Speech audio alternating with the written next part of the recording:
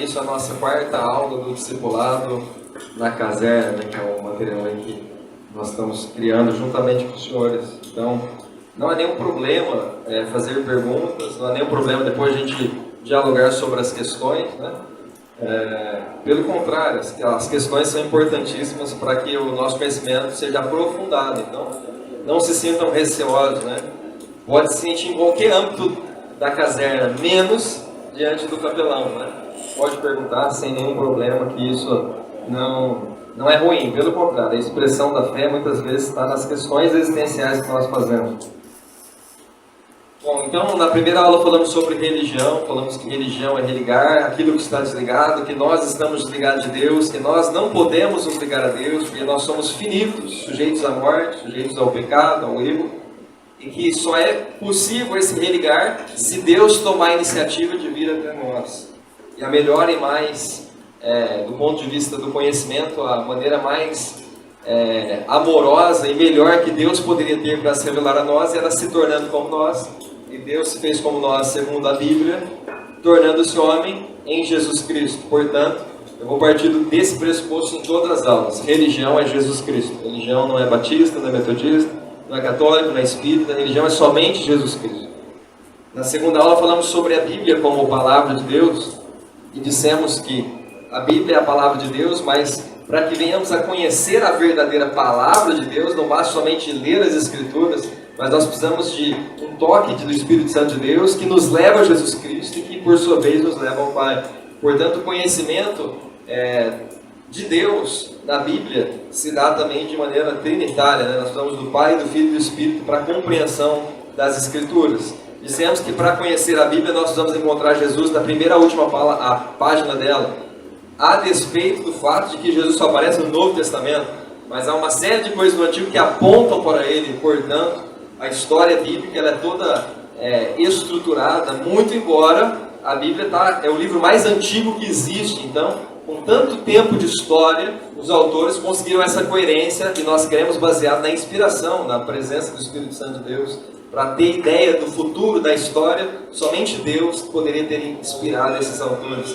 Terceira aula nós falamos sobre a natureza de Deus. Dissemos que Deus é Pai, Filho e Espírito, segundo as Escrituras, porque o Jesus revela o Pai, né? Ele tem digamos assim, o DNA do Pai, ele é o Filho do Pai. Portanto, ele também tem a sua natureza divina. E o Espírito Santo provém do Pai e do Filho. Portanto, cremos na Trindade. A Trindade é um ponto comum entre os cristãos, né?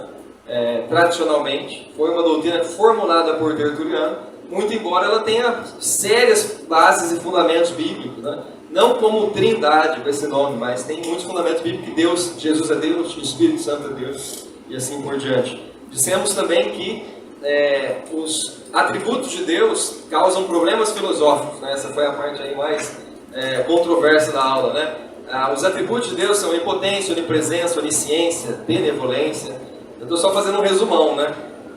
Esses atributos causam problemas, porque se nós pensássemos na onipotência, podemos pensar naquele paradoxo da pedra que já falamos. Deus pode criar uma pedra tão pesada que nem ele possa levantar. Dissemos que a resposta não é problemática para Deus, tendo em vista que tudo que Deus cria é criatura, e portanto está subordinado, é inferior ao Criador. O limite de sua onipotência é ele mesmo, então não há problema.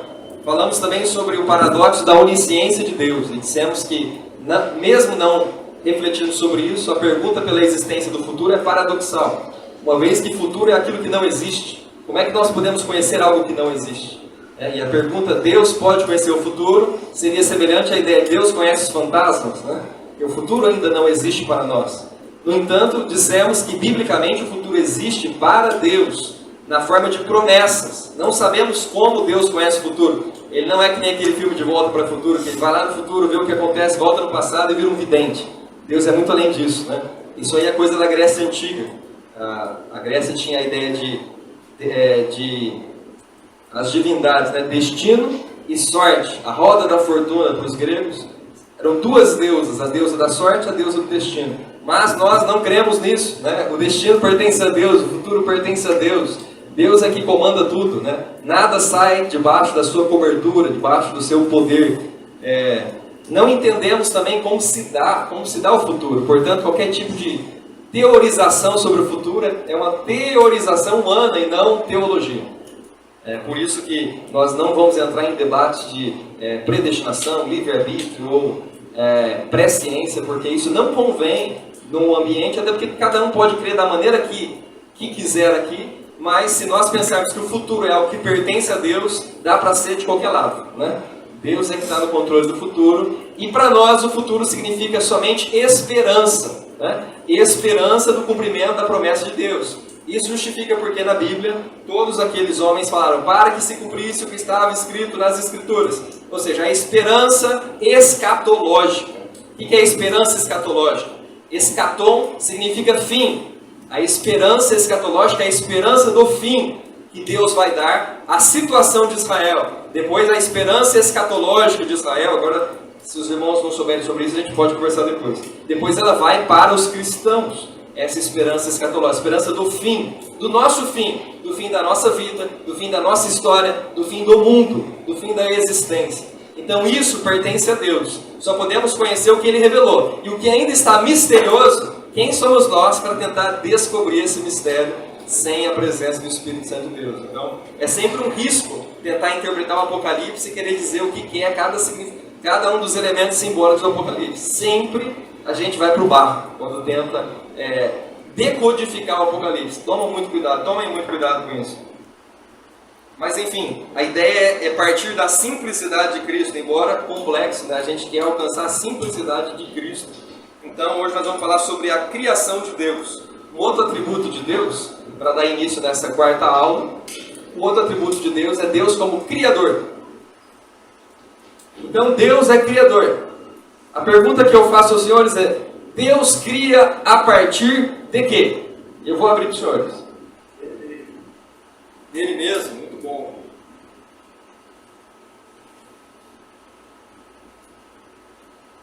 O que os senhores acham? Do nada. Excelente, né? Deus cria a partir do nada. Né? O início da Bíblia, quando vocês abrirem aí, os senhores abrirem em Gênesis, no capítulo 1, fala assim: no princípio criou Deus os céus e a terra era sem forma e vazia. O Espírito de Deus parava sobre a face das águas. O que esse texto está querendo dizer? No hebraico é Bereshit, Bará, Elohim, El Hashamai. O que significa isso? Bará, do hebraico, é criar do nada. Então, quando os autores bíblicos, os judeus, vêm dizer que Deus criou a partir do nada, eles põem um problema para os gregos. Porque até então os gregos acreditavam, como Platão, Aristóteles e os pré-socráticos, né, para quem gosta de filosofia, acreditavam que o mundo era eterno, a matéria era eterna, e a função de Zeus, ou a função das divindades, era dar forma, criar formas da matéria. Ou seja, aí a gente tinha uma ideia de Deus diferente da ideia de Deus, totalmente diferente da ideia de Deus cristã. Eles acreditavam no demiurgo. Demiurgo é uma divindade que faz as coisas materiais, que das formas do pensamento faz as coisas materiais. É assim que Platão acreditava. Mas nós não acreditamos em demiurgo. Nós acreditamos em Deus. Que Deus é criador dos céus e da terra. Portanto, é possível para Deus criar a partir do nada. E é justamente nisso que consiste o ato de criação de Deus.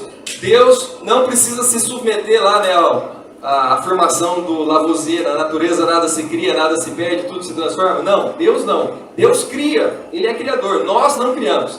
Deus cria a partir do nada. Então, no princípio, criou Deus o céu e a terra. Deus criou, inclusive, o tempo. Ele não está submetido ao tempo. Pode parecer besteira, né? Mas esse é um tema teológico muito importante. Os cristãos antigos chamam de creatio ex nihilo. Significa criar a partir do nada. Isso é uma coisa que a gente quase não discute, porque já está mais ou menos estabelecido no nosso pensamento. Mas aqueles que pensam que Deus é uma energia, que Deus é uma essência do universo, de alguma maneira, estão coisificando Deus, tornando Deus algo condicionado, algo sujeito à nossa existência. Por isso é necessário dizer que Deus é o Criador, Ele está para além da sua criação. A criação, embora ela revele, né, olhando para a criação nós podemos falar sobre Deus, ainda assim a natureza de Deus é impossível ao nosso conhecimento. se não fosse por Jesus Cristo, não conheceríamos absolutamente nada do Pai. Né? Ninguém jamais viu o Pai, a não ser o Filho, diz a Bíblia. Outra pergunta que eu queria fazer para os senhores é: quem estava presente na criação? Eu acho que isso é o que nos diferencia dos muçulmanos. Né? Jesus. Quem mais? Espírito Santo. Então, eu não li o texto de Gênesis capítulo 1, depois os senhores leem, né? Os senhores já conhecem, eu creio. Se não conhecem, procurem ler, porque senão a gente ia gastar muito tempo na leitura do texto, a gente está com pouco tempo. Mas está todo baseado em Gênesis 1, Gênesis 2 e João capítulo 1, tá? Essa aula. Quem estava presente na criação? O Pai, o Filho e o Espírito. No princípio criou Deus os céus e a terra era sem forma e vazia, e o Espírito pairava sobre a face das águas. Cada um já estava ali fazendo, participando do ato de criação. A Bíblia fala que Jesus, no princípio era o Verbo estava com Deus, o Verbo era Deus, né? E todas as coisas foram feitas por intermédio dele, e sem ele, nada do que foi feito se fez. Portanto, Jesus estava presente. Isso nos diferencia da lógica muçulmana, embora nós respeitamos, né? Quem somos nós para dizer que eles estão errados, mas segundo as Escrituras, de acordo com o que Deus nos revelou por meio dos seus profetas, Deus é Pai, Filho e Espírito Santo, e o Pai, o Filho e o Espírito Santo estavam presentes no ato de criação de Deus. Né? Porque os muçulmanos acreditam que Deus não é Pai, Filho e Espírito Santo. Portanto, antes da fundação do mundo, o que Deus estava fazendo? Nada. Ele estava ocioso. Né?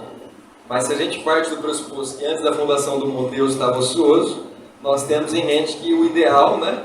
Ou que essa ociosidade seja algo melhor do que, do ponto de vista cristão, antes da fundação do mundo tinha Pai, Filho e Espírito Santo. O que 3 pessoas fazem?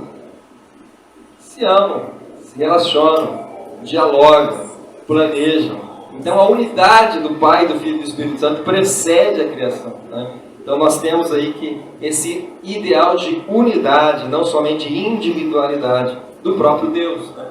Se o próprio Deus é Pai, Filho e Espírito Santo, por isso que nós vemos na Bíblia, não é bom que o homem esteja só, né? Porque a solidão, né? Esse solipsismo, a ideia dos antigos iluministas, que o homem, né, com a sua natureza racional, ele vai descobrir verdades eternas para toda a humanidade, já foi pro papo. A gente viu isso com as grandes guerras mundiais. Então, não é à toa que hoje, em filosofia, em sociologia, fala-se muito no desencantamento da razão. A razão não é tão boa quanto ela postulava ou pensava que era no século XIX. Eles achavam que a gente ia viver sem Deus, ia viver numa sociedade perfeita, e o ser humano ia ser, porque ele é bom, né, ele ia dar tudo certo. Mas a gente viu que a história mostrou exatamente o contrário. E por isso nós temos aí um amplo campo para dizer, olha, vamos voltar lá àquela velha opinião formada sobre tudo. Porque não é tão ruim.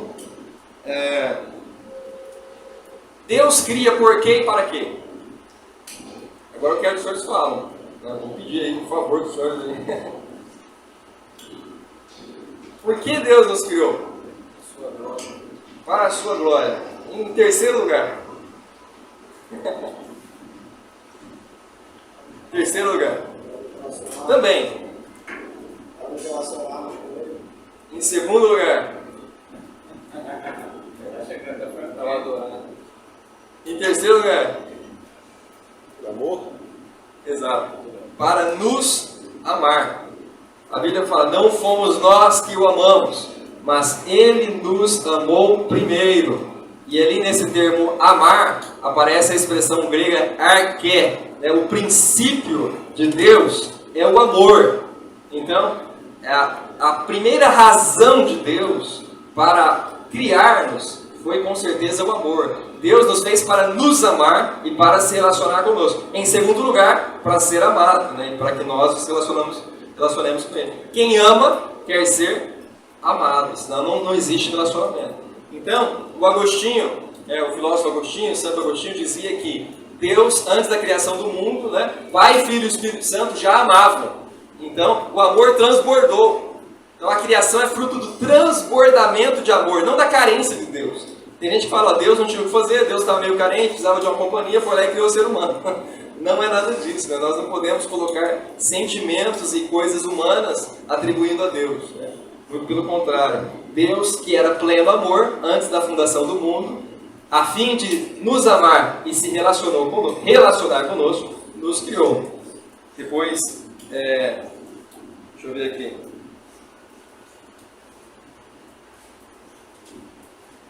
É bom sempre dar as bases bíblicas, né? Mas eu mando para os senhores esse versículo que fala aqui. Ele nos amou primeiro. Se alguém souber aí, já nos ajuda muito, porque não estou encontrando aqui. Não fomos nós que amamos, mas Ele nos amou primeiro. O Google resolve isso aí 2 minutos.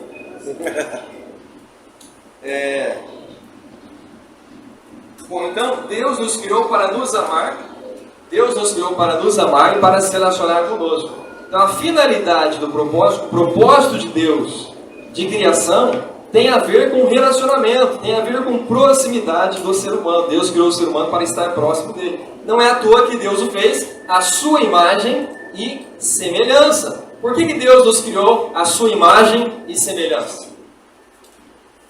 Para nos amar e para se relacionar conosco. Se fosse somente para o adorar, ele poderia criar um anjo, né? Ele poderia criar alguém que fica lá adorando ele o tempo todo, mas ele queria gerar um relacionamento com a raça humana. Então, 1 João 4,19. Muito obrigado. 1 João 4,19, né? Não fomos nós que o amamos, mas é isso daí? Nós amamos porque Deus. Isso.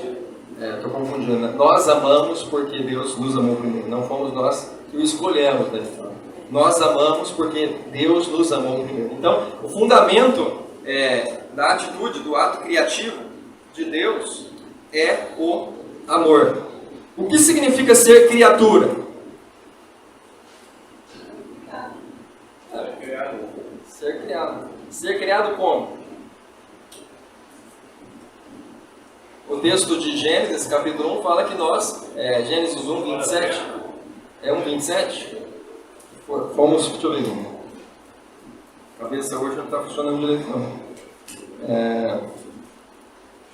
Façamos, 26, né? Façamos o homem à nossa imagem e semelhança. Né? Então, façamos o homem à nossa imagem e semelhança. E Deus continua: domine ele sobre os peixes do mar, sobre as aves do céu, sobre o gado, sobre toda a terra, e sobre todo o réptil que se move.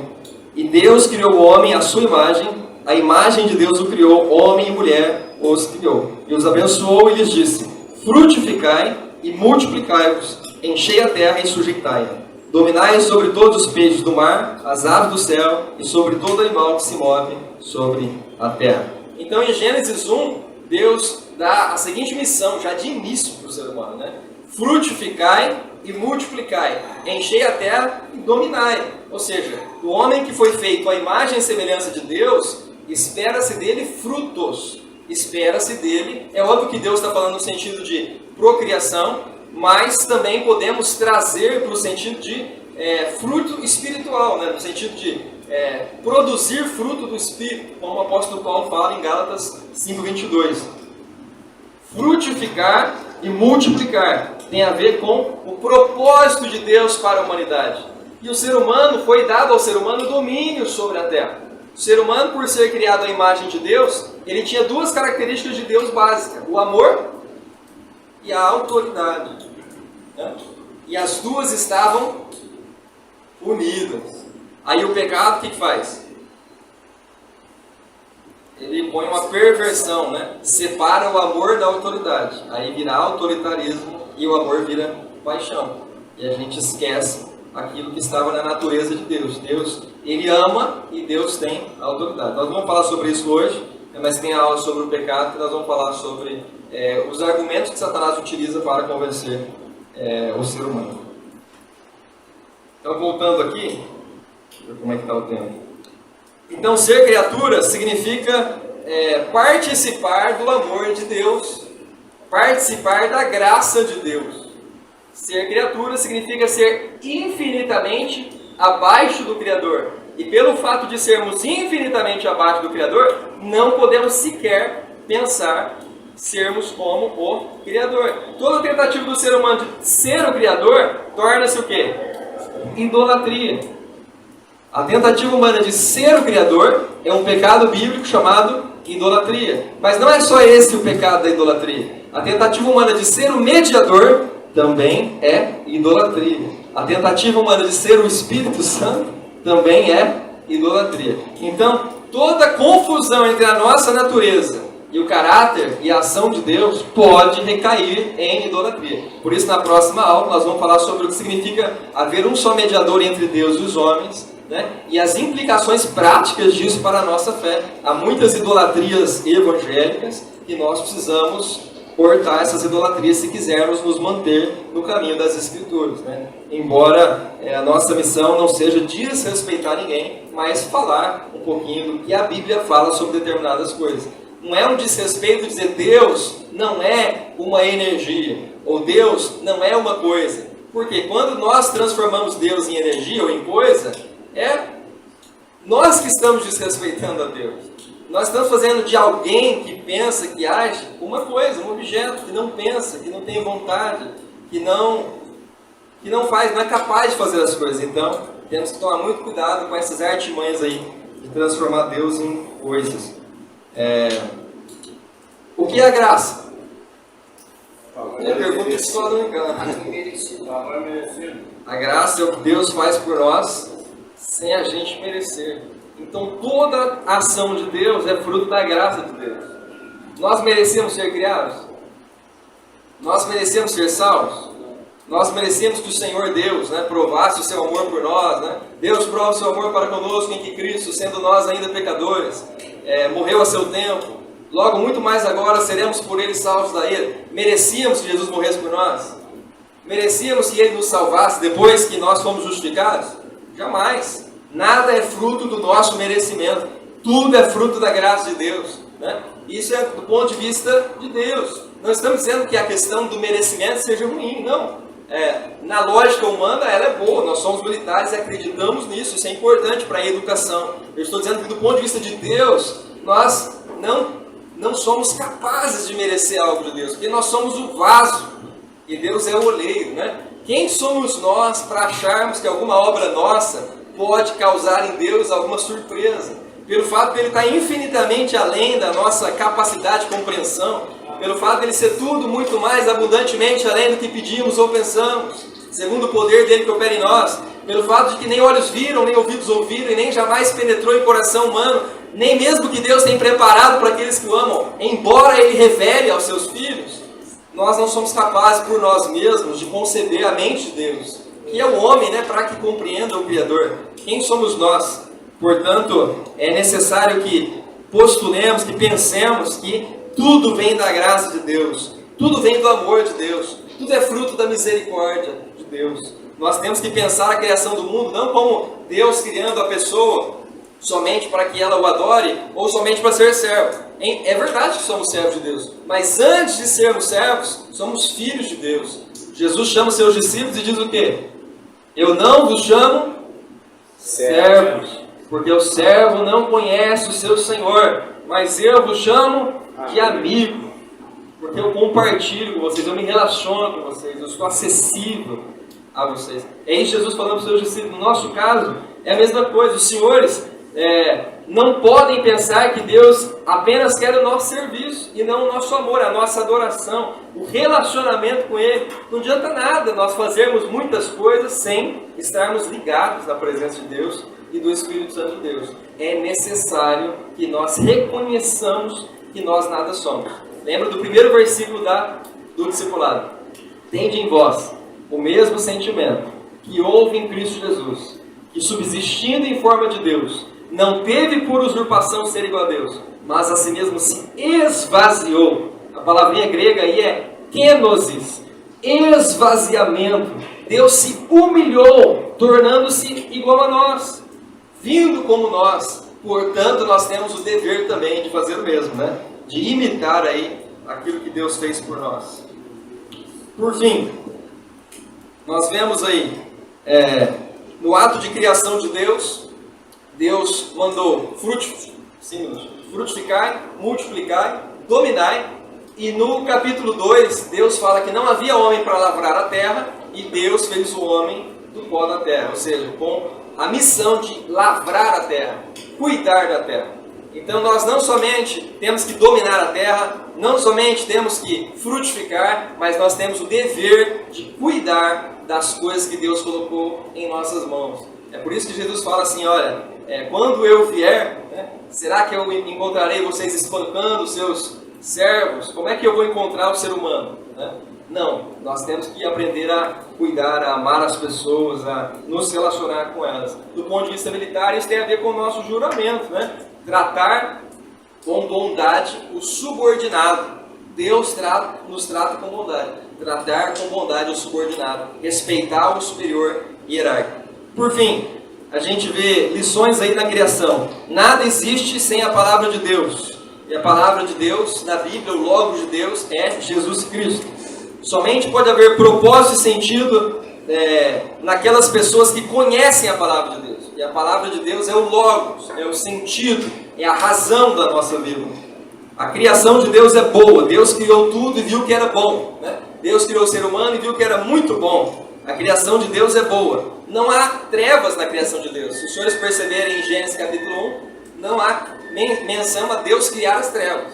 No capítulo 1 não há essa menção. O autor está supondo que as trevas, é lógico que não do ponto de vista científico como nós falamos, né? Mas que as trevas têm a ver com a ausência do Criador. Né? A falta de Deus, a distância de Deus, é nisso que consiste as trevas. E na verdade o mal, o pecado, né? Vem dessa falta de Deus.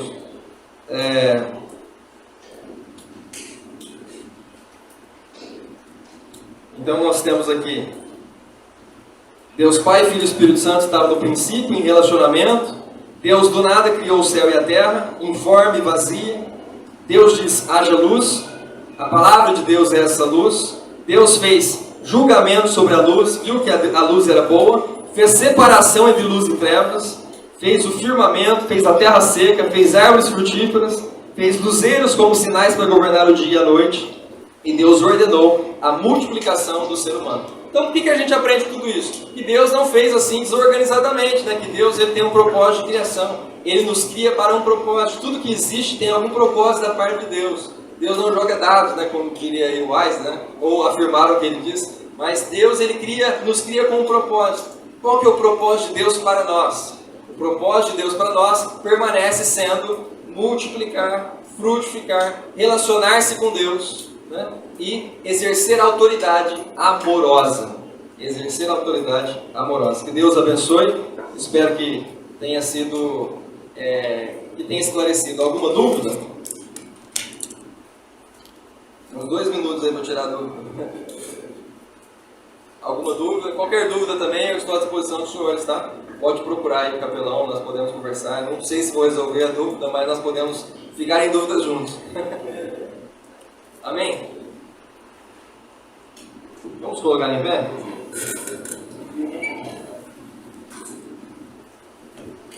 Pode ser, vamos colocar.